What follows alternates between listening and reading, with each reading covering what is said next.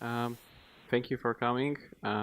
It's quite late, but I'll try to be short. So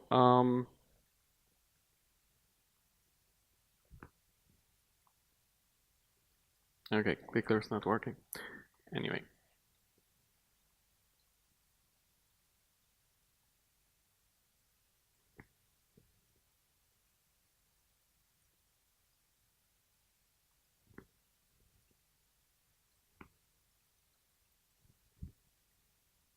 okay.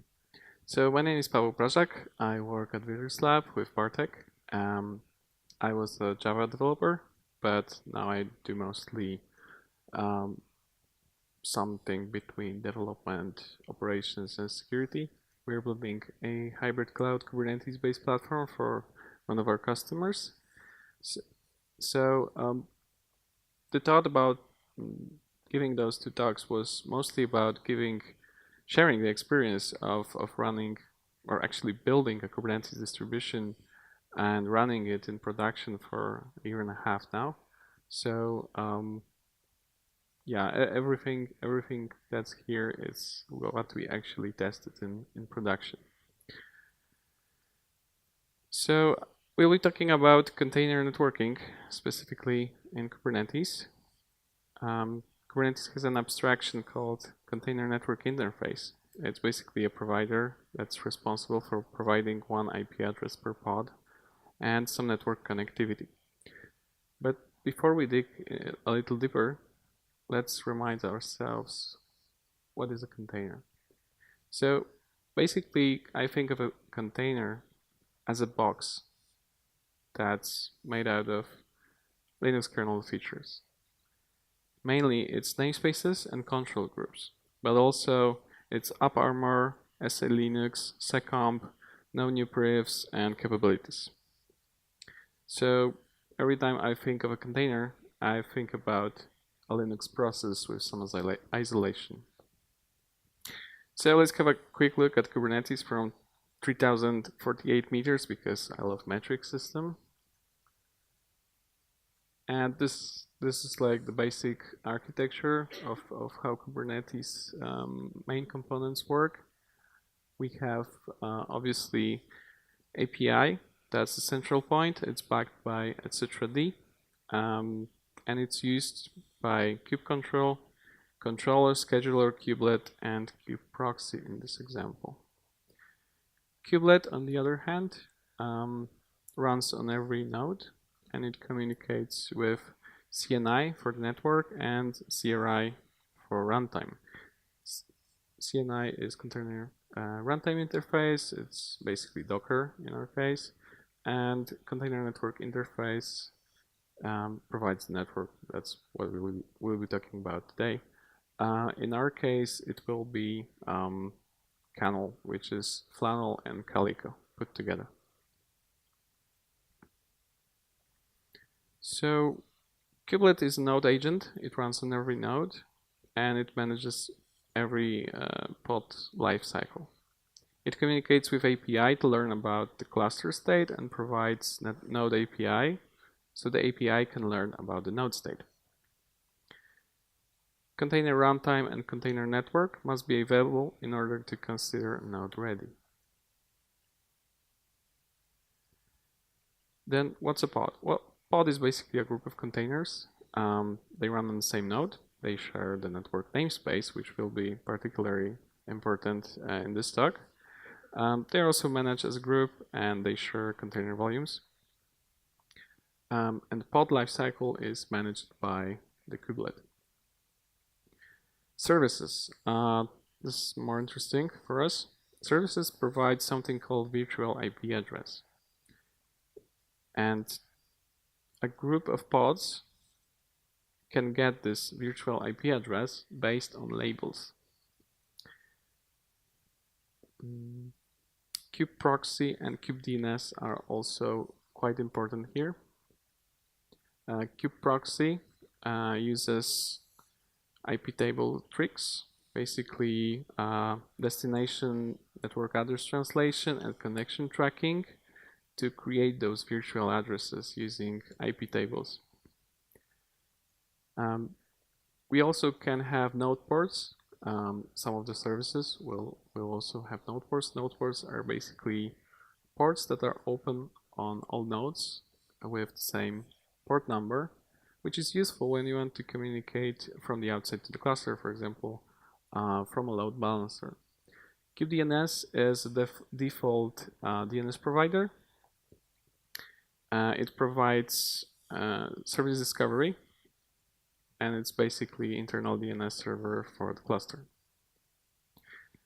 This is a different view of the architecture. It's layered. It's connected to what Bartek was talking about. We start from the bottom and go all the way up. We start with basic hardware. We have some virtualization, OS initialization. We have PKI, etc.D. Then we have basic components that we talked about earlier. And finally, on top, we have some add-ons, workloads. So now that we've established context in which this talk will be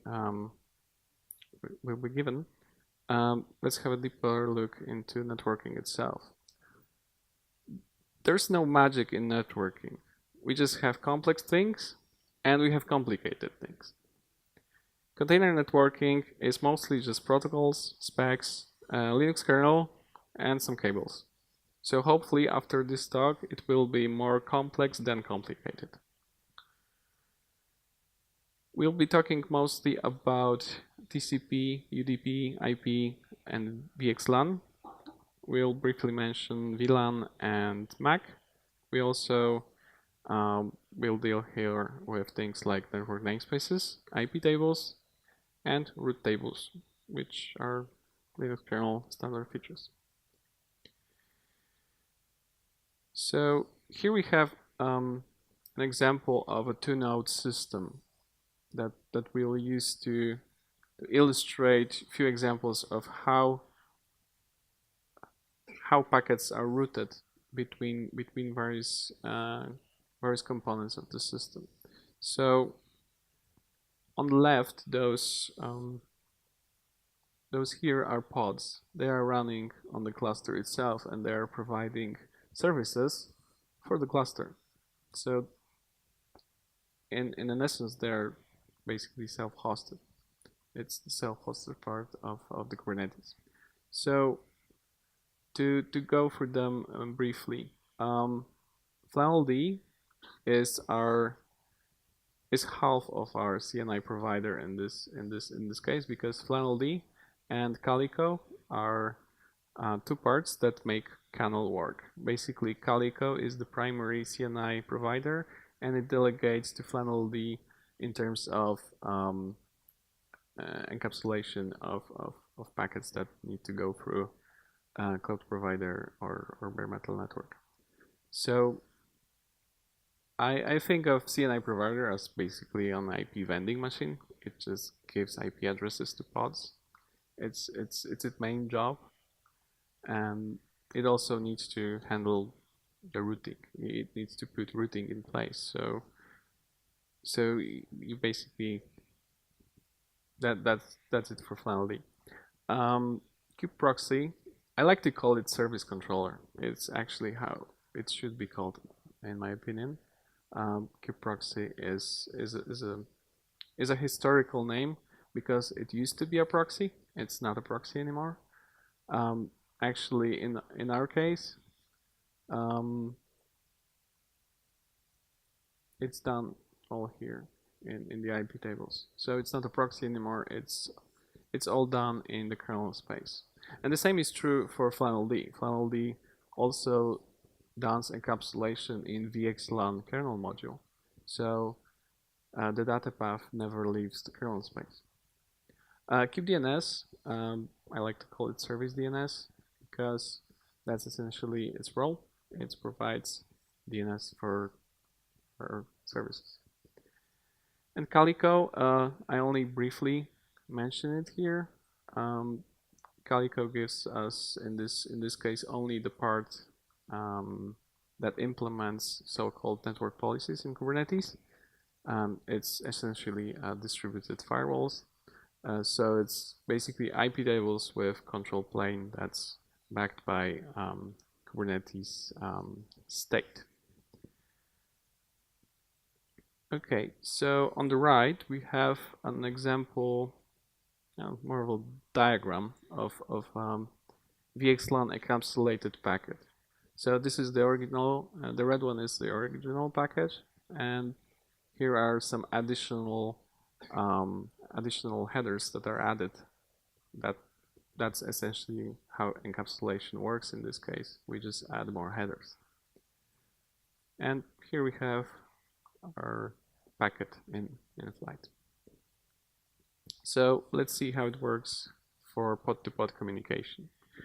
So we start from here from pod 1, and we want to go to undisclosed abstract destination. It's just a DNS address in a default namespace.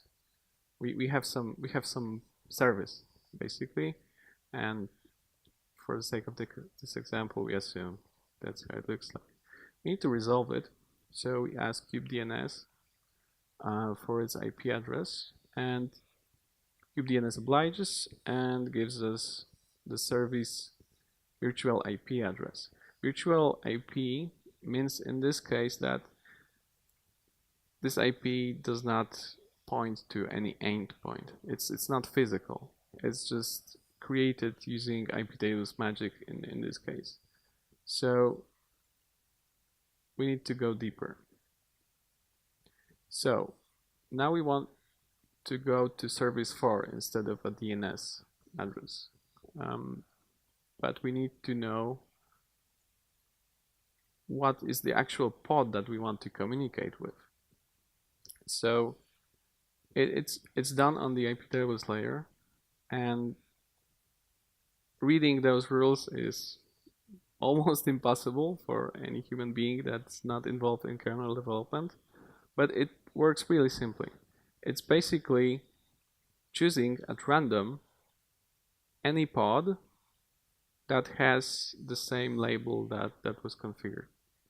So in our case, we assume the worst case scenario, which is a pod that's running on a different node.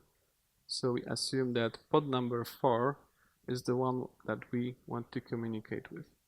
So here the destination translation is done again.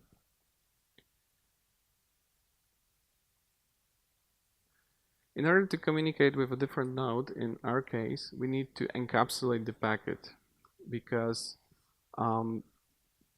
the cloud provider level doesn't know about IP addresses that we have in here, which are essentially flannel IP addresses. It doesn't know how to route them. It doesn't recognize them. It's in a different subnet.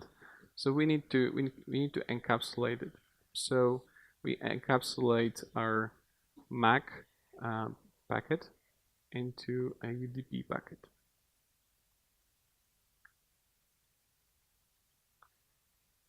Now you can see that we have a new IP headers with source and destination that's recognizable for the cloud layer.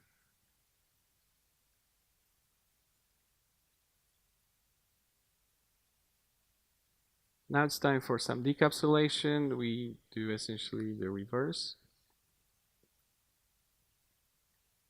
And request reaches the destination. Interesting thing is that the source now points to pod 1.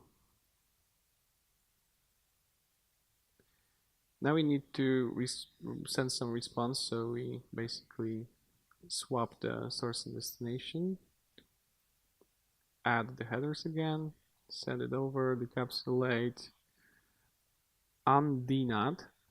So we need to translate it back to the service that pod 1 actually communicated with. And the pod 1 is totally oblivious to the whole madness that just happened. It thinks it was talking with the virtual IP address of service 4. Okay, so how someone can call us on a pod. So let's assume that we get some traffic from a load balancer. Load balancing is interesting thing, especially in Kubernetes.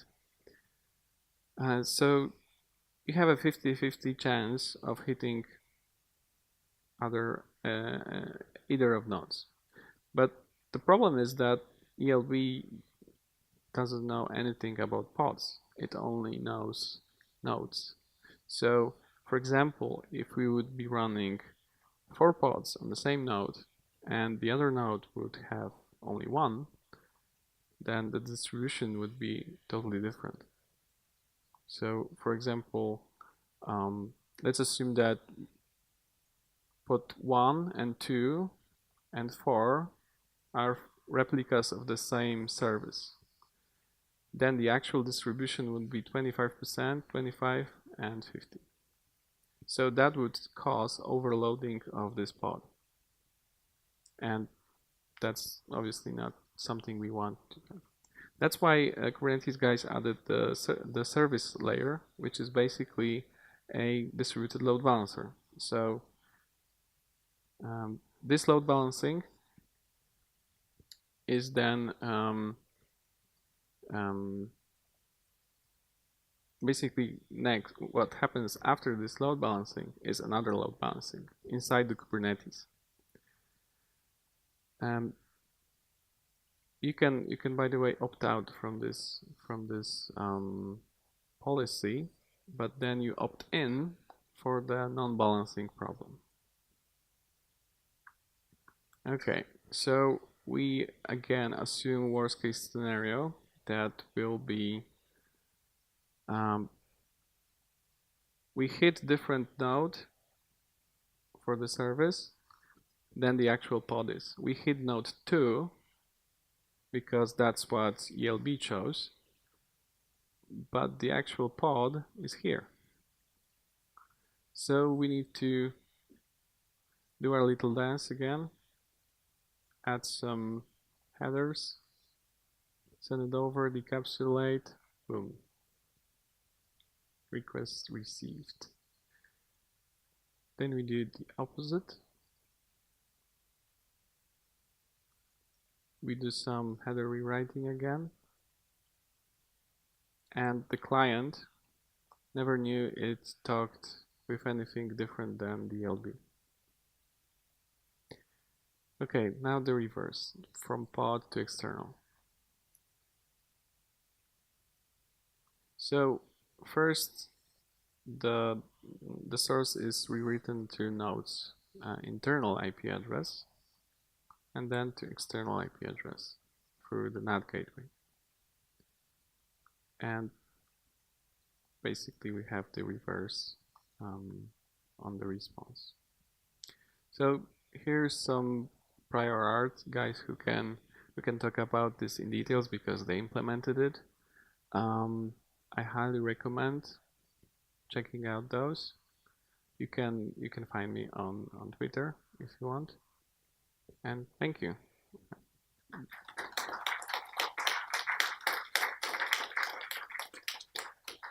If you have any questions to either me or Bartek, you can ask now or we can talk later. You can also have a look at our cluster. It's there on the panel. It's called Prażak. So, yeah, question.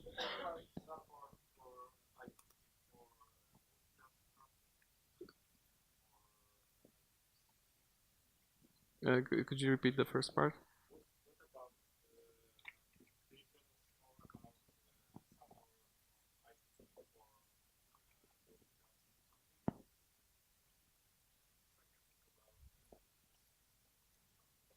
Okay, so I'm not sure how does it work with multicast IPv4, but I know that they're working currently on the IPv6.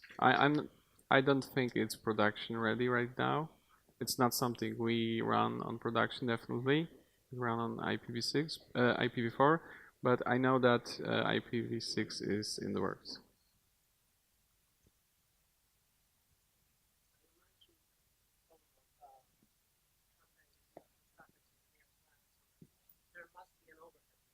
Yes, there is.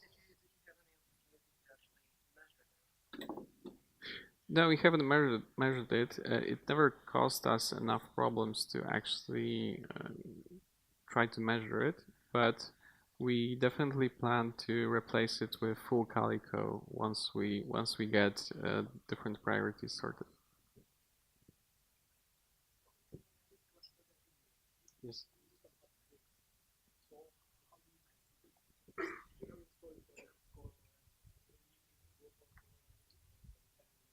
You just plug it out. So if you are talking about upgrading the Kubernetes components, yeah. So the infrastructure. Just take it out. Yeah. And replace. The thing is that it It should will be boot itself. immutable. So it will join itself the cluster. Yeah. You just need to provision it again using new ignition config, like in an immutable way. But in terms of operating system upgrade, there is something like CoreOS update operator, which takes care of updating operating system automatically. So this is something what we use on production, but in AWS cloud. Yeah.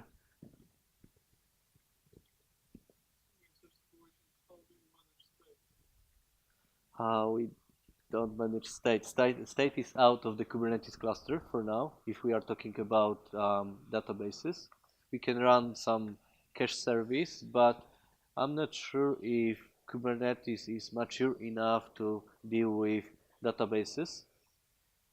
So the problem with stateful workflows, that's what you're referring to, right? Yeah. Yeah. We tried with Cassandra, we failed. And Cassandra failed. We maintain MongoDB. It goes really well, but we don't need to have 100% of persistence. So in my opinion, with stateful, it's basically you need to know how to manage a particular service anyway, and then you compound this like 10x by adding a dynamic environment that Kubernetes is. Like, for example, if you have running Chaos Monkey on it, it's killing pods. If you are running Autoscaler, it's constantly shifting, revoking, like migrating pods. And if you are running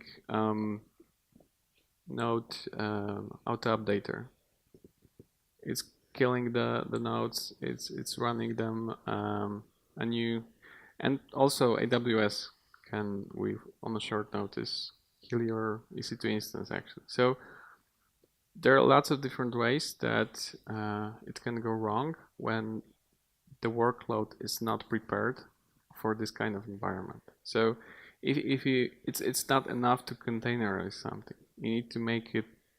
You need to Kubernetize it. Basically, you need to make it work with the scheduler instead of against it. Like, for example, you need to respond to sick term in a responsible manner. So you need to like shut down and be ready to get a sick kill if you not comply within the grace period that was defined. So it basically makes it makes Kubernetes quite hostile environment to data stores that were not designed for this kind of environment. But on the other hand, there's a new wave of data stores that I'm just dying to look into. Like, when I have the chance, I'll definitely do a POC on one of them. My top choice is CockroachDB. It's being done by some very smart people from that were basically working on Spanner in Google, as far as I know. So they're basically building a global distributed transactional database, and it's production ready. It's 1.0. Actually, Baidu tested it on like 2 million requests or something. So it's quite interesting where this will go from now on, because when you build something that actually can leverage the power of Kubernetes, it's unstoppable because it's like the cockroach. It's hard to kill. Like we try to kill our clusters sometimes unintentionally, and it's quite hard to do that actually.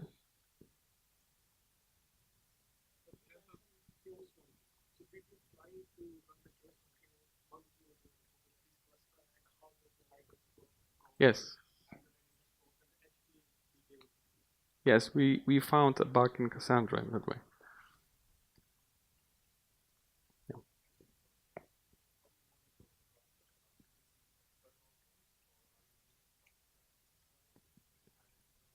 So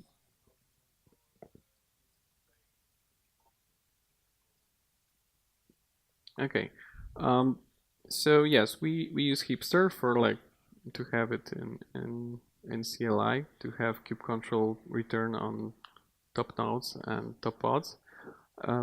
But for more serious stuff, currently we're using Prometheus and Grafana Duo, but it's not scaling the way we want it to. Basically, we don't want to be in the business of building and managing a distributed time series databases because that's not not aligned with the business goals. So what we are actually now doing is integrating it with Splunk.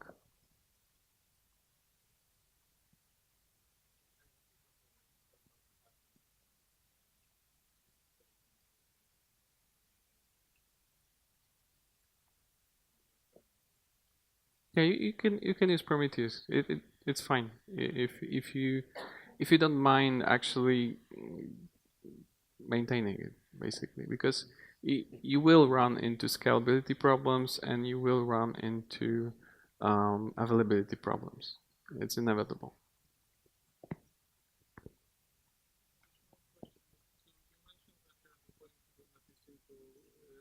AWS. Why not to use the containers provided by AWS instead of managing the Kubernetes cluster? That's a very good question. Actually, as far as I know, the AWS offering is not generally available right now, or maybe something has changed recently. But last time I checked, it's not generally available. And then they're quite behind us in terms of what they provide. We have a real production grade cluster that's multi-tenant. We have like network policies, pod policies. We have all sorts of integrations with the enterprise environment that we're running in. So actually, Kubernetes itself is like 10% of the platform that we are building. So actually, the effort to squeeze in the AWS there would not be worth the cost of it, especially that we already have a distro that's internal and we're really happy with it. And the second is we want to be hybrid, so we want to be able to move to either on-prem or different cloud providers. And that's also working against tying yourself to a really specific Kubernetes distro because there's no single Kubernetes. It's a little bit like with Linux. Every distro is different, and every distro fits different needs. And actually, from the distros that you can use from open source world or you can buy, many of them are not actually that much. Basically, there are missing features there, especially in multi-tenancy space and security space. So, additional question. There is the add-on on top of Kubernetes, which is called OpenShift. Yeah. You can install it everywhere. Red Hat actually posts it on Amazon. It's OpenShift.io. And you have multi-tenancy by default there. You have complex networking by default there. So yeah. Why do you need to actually manage your own clusters? I mean, it's always build versus buy, and you need to calculate it. What's worth more to your particular organization? We did it, and we decided that for now this makes more sense, because we're actually still trying to figure out what will be the scope and what will be the end game for us. Right now we're running like 6 clusters, but we plan to have more, and it will be probably on multiple cloud providers.